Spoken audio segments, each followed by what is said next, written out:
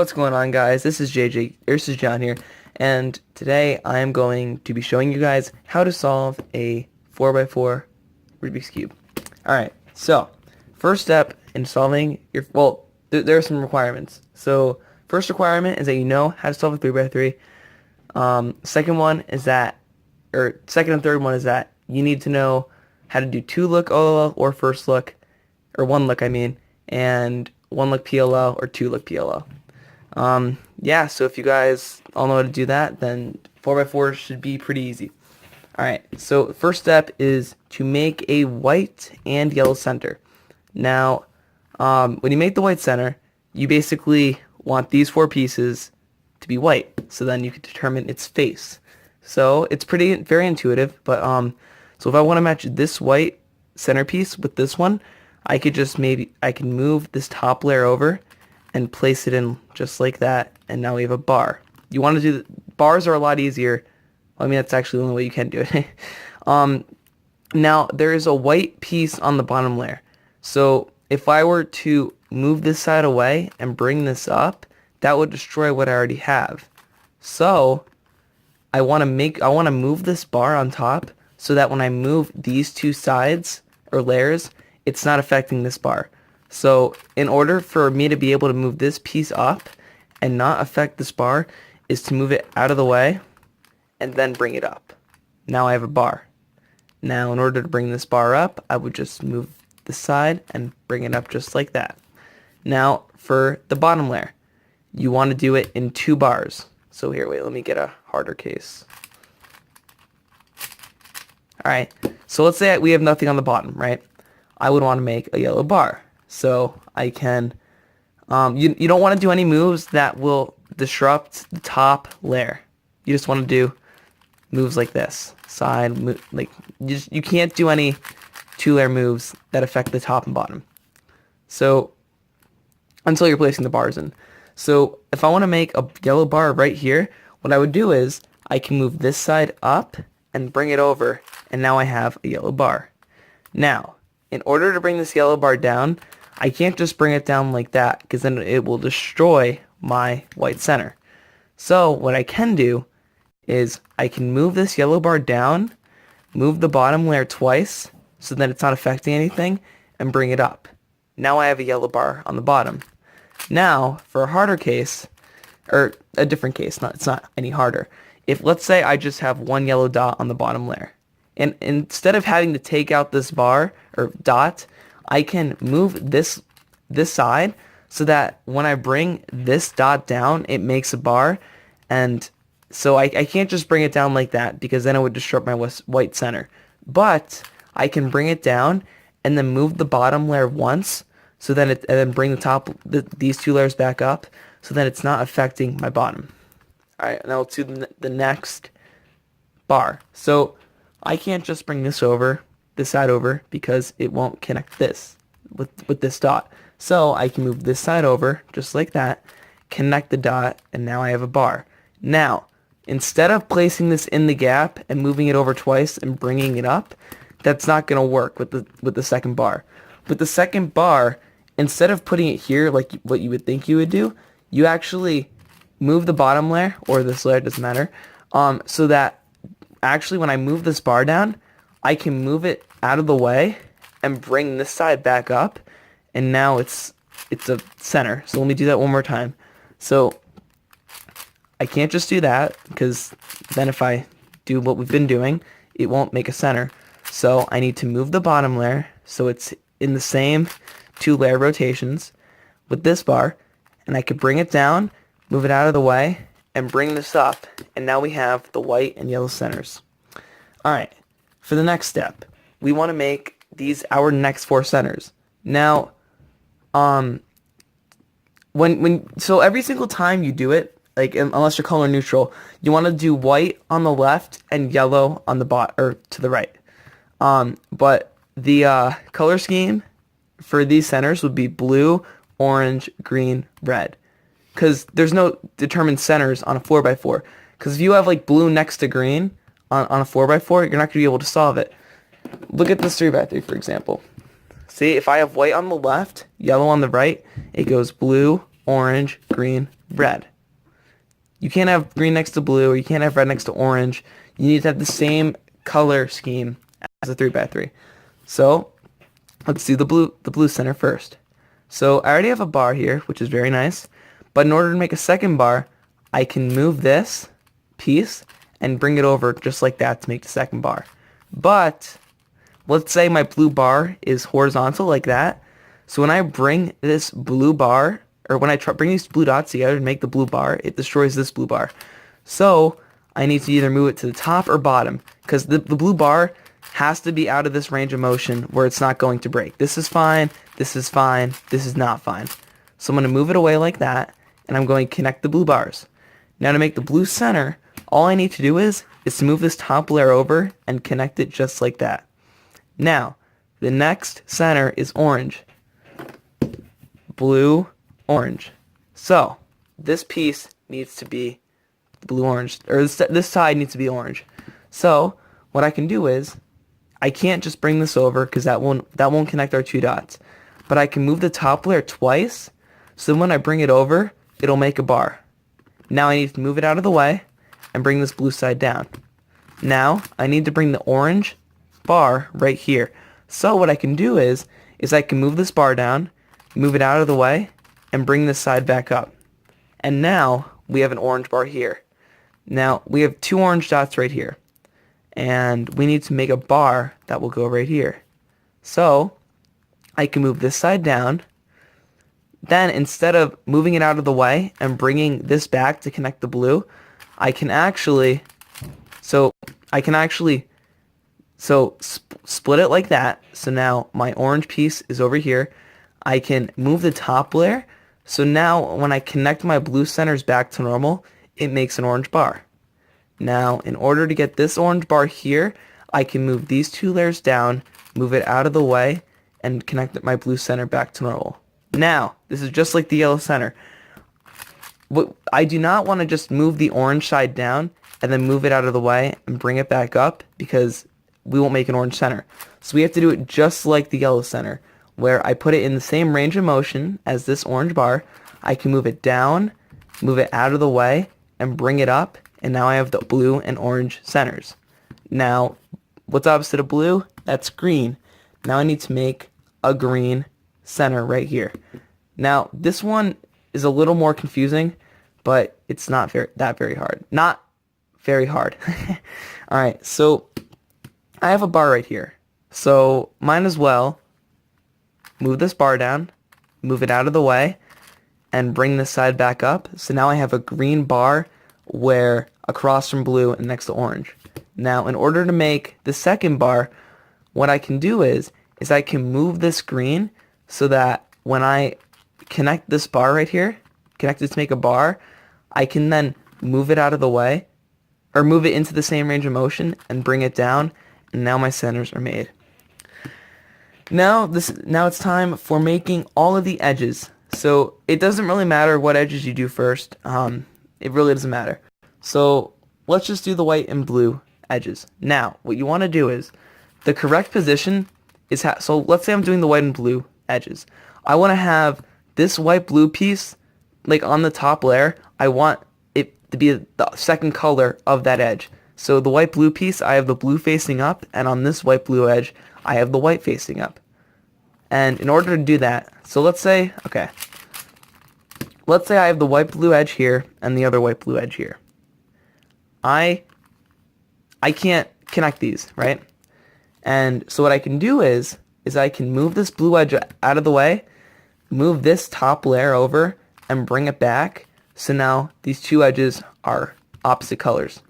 When you're when you're moving your edges, like if I want to move this yellow blue edge, I don't want to, like let's say I want to move the blue up here. I can't just move the inner layers because that will destroy our centers. So you only want to be doing outer layer turns. So just outer layer turns. Just you can't move an inner layer with that outer layer. So like I said, so I want the blue to be across from the white blue, so they're opposite colors, so I could place it in like that. Now in order for me to connect these, you need to move inner layers. So what I can do is I can move this right side down so it makes the edge.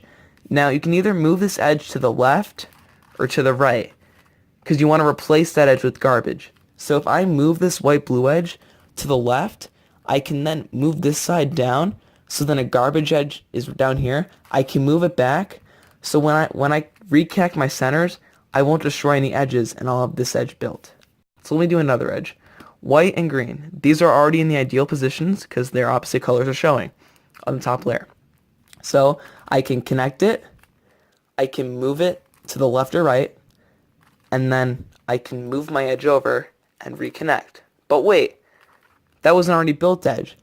So I need to move it so that when I move this bottom side or bottom layer down to where I split my centers, it needs to be an edge that I don't care about and that's not already built. See, that wasn't affecting my edge, and now I have these two edges built. Alright, let's do yellow-green.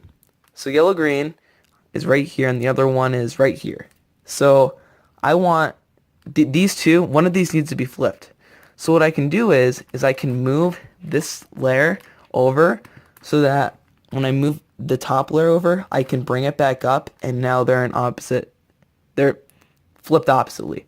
So I can connect these, and let's go to the right this time because I've been going to the left. I can move it away. I could bring down this garbage edge, place it in, and reconnect my centers, and now we have the yellow-green edge. Alright, the next one, green-red, and alright, so the green-red's there, red-green's here.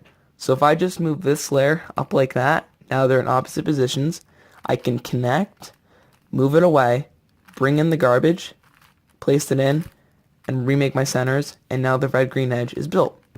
Next edge, white-orange is right here, orange-white or white-orange is right here. I can move it up, so now they're opposite, build it. So, alright, right here, if I were to move it out and look for a garbage edge, there's no more garbage edges. So what I can do is, instead of placing this edge with a garbage piece and having no more edges to swap with, I can move this side over so that when I bring out my edge, I still have a garbage slot to bring back and place in. Now I build my centers back to where they were, and now that edge is built. Alright, next edge. I could do blue, yellow. The other one is right here.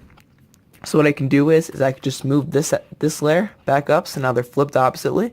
I can connect, move it out of the way, bring this garbage edge down, bring it back, and now connect my centers. Now, I only have a few more edges left, and yeah, so, alright, so I'm going to do the white and red now. So, white red's here, and the white red's here.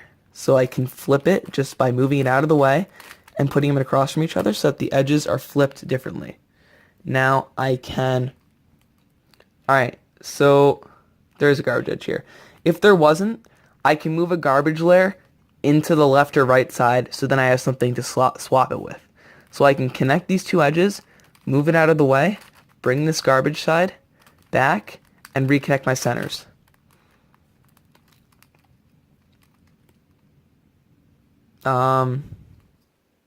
Yeah, so next edge, I'm going to do the blue and orange, so I'm going to put it in the opposite way. I'm going to build it, move it out of the way, bring the bad edge in, the garbage edge, and reconnect it. And now I just have 3 more. So now I'm going to do the green and orange. So they're already in their ideal positions. Connect it, move it out of the way, bring the garbage edge in, bring it back, and connect my centers. Now we have 2 edges, 2 pairs of edges. So if I were to do what I've been doing, so let's say I'm doing yellow and orange, if I were to connect it, I have no more garbage edges because there's only 2 left.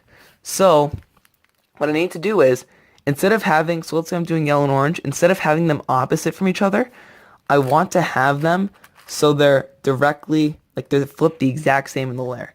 It's the opposite. But some of you guys might be doing your 404 solving. You might have skipped this step, so just keep watching because this step, this case will happen to you during one of your solves when you're solving. But what you want to do is you want to have them both in the top layer. Instead of holding it top and bottom, hold it left and right.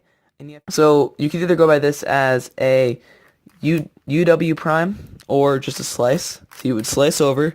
You would do R, U, R prime, F, R prime, F prime, R, and slice back.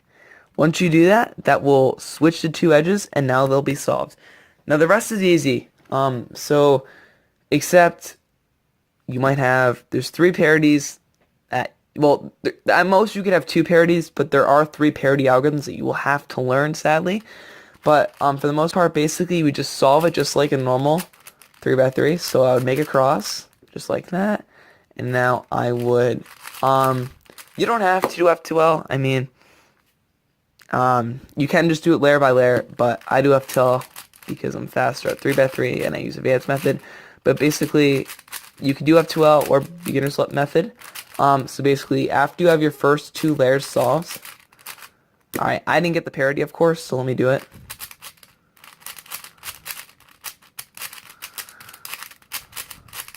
Alright, so if you don't have a parity, you don't have to do this. But on a normal 3x3, you will never have, as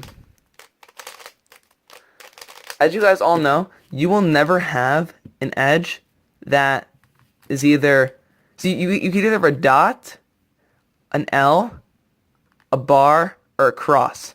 Now on a 4x4, it is possible for you to have a dot with a line like that, and if you did, you do the parity algorithm, and also when you have a bar, it's very possibly for you to have a cross with the edge flipped. Now, if you have the dot with the parity like that, you would hold it with the other edge that's solved in the back and the one that you need to flip in front of you when you do this algorithm. But if you have the cross with the edge flipped, you would hold the flipped edge just like this in front of you. Alright, so you would hold it, like I said, with the edge facing you that you want to flip, and you would do RW, U2, then you would flip it, the cube like that, and you would, so that would be an X. Then you would do RW, U2, RW, U2, RW prime, U2, LW, U2, RW, RW prime, U2, RW, U2, RW prime, U2, RW prime. And now, that would flip that edge, and then you would do your 2-look OLL algorithm. And then, so there's two parities that you could have in the for PLL.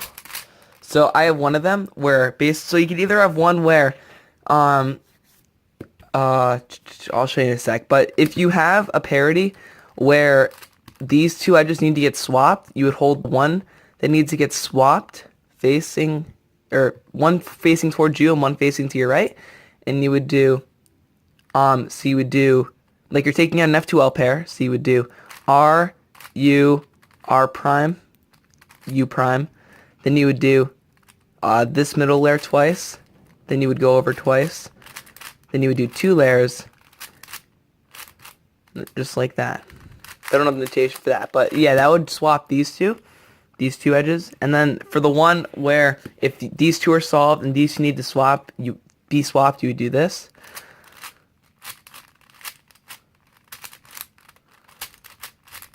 I'll do it one more time. So it would be this middle layer twice, over twice, just like that. And there you go. Those are the three parity cases you could have, and you should be able to solve a 4x4 at this point. Once you guys get to around, I would say, 2 minutes or even low 150s, try changing over to Yao. I will possibly be doing a tutorial on that later on in the channel. But until then, I'll see you guys in the next one.